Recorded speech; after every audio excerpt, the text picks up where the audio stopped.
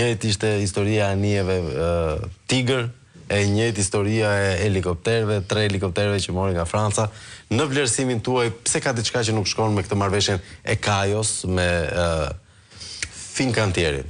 Marrëveshja është e forcës detare për 3 anijet. Nuk është e Kajo ka marrëveshje për Kantierin detar, kurse forcat detare ka marrëveshje për 3 anijet. Ato janë autoriteti prokurorës.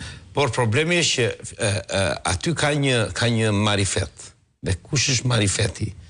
Para njëtë që duhet të pranojmë që Shqipëria, e cila ka gati 20 vjetë që nuk merr anije të vjetra, kemi marrë mbas vitit 97, si nga Shtetet e Bashkuara dhe nga Italia, por në 20 vitet e fundit, duke filluar me anijet me motovedetat Archangel që falë në Amerikanët, dhe pastaj me prodhimin e anijeve të reja në Pashaliman, ne nuk kemi marrë anijet të vjetra, por mbas 20...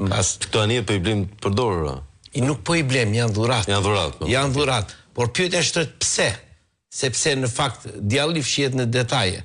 Shiko, përveç faljes të 3 anijeve, të cilat kanë 35 vjet që operojnë, janë të vjetra, do me thënë, mund të kemë dhe 2-3 vjet kohë për të operua jetë, edhe pasaj duhet i presësh për skrap. Para nga pikpamja ekonomike, ti presësh për skrap në Itali është një kosto shumë e madhe për shkak të... Njësoj si këto si tigrat. Një lloj si tigrat që ti shmontosh dhe sa ti shezësh. Sakt. Në Itali për shkak të kërkesave mjedisore është shumë e shtrenjtë demontimi. Atëre janë ngecin këtu harxuar 1.6 milion euro, kanë harxuar për riparimin disit të tyre. Por fsheja në fakt e vërteta qëndron tek koncepti operacional që ata kanë firmosur. Jo, nuk është kaq. Qa mund të ketë më keq? Ja, sepse këto 3 anije do të përdoren në detin i Jon, në mesdheun qendror, në bashkëpunim me Italinë për kundër emigracionit. Pra, do të përdoren për të anashkaluar vendimin e gjykatës lidhur me Gjadrin. Pra, një sekond, ta bëjmë, ta kuptoj, edhe unë dhe publiku, besoj. Gjykata italiane ka vendosur kundër marrëveshjes Shqipëri-Itali, Rama-Meloni, siç njihet protokolli të Rama-Meloni.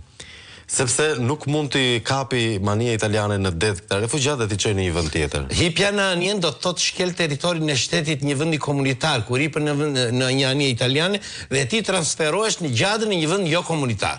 Okej, dhe tani do përdoren. Nëse hipën në një anije shqiptare, ti direkt ke shkel në një vend jo komunitar. Dhe automatikisht mund të vish në Shqipëri. Pra thjesht po përdorin këto për të legjitimuar marrëveshjen Rama-Meloni. Për të legjitimuar marrëveshjen Rama-Meloni për Gjadrin. Ky është thelbi i marrëveshjes për 3 anijet që po vinë. Dhe për këtë na kanë dhënë 3 karroca. 3 vjetërstira, të cilat do të kenë një jetë 2-3 vjet maksimumi, dhe pastaj sepse një anije këtij karakteri, këtij lloji, ato në fakt për marinën italiane dhe për rojën bregdetare italiane kanë vite. Anija Libra ka dalë në 1 maj, ka dalë nga armatimi në Itali, kurse 2 motovedetat e tjera të rrezë bregdetare kanë 2-3 vjet që kanë dalë nga armatimi. Kanë dalë nga armatimi, çfarë do të thotë? Që nuk janë më në përdorim. Nuk janë më në përdorim. I kanë çuar në Vareza që përpara dhe tani po investohet me qëllim që të rikthehen përsëri në shërbim. Të rilindin. Kuptova.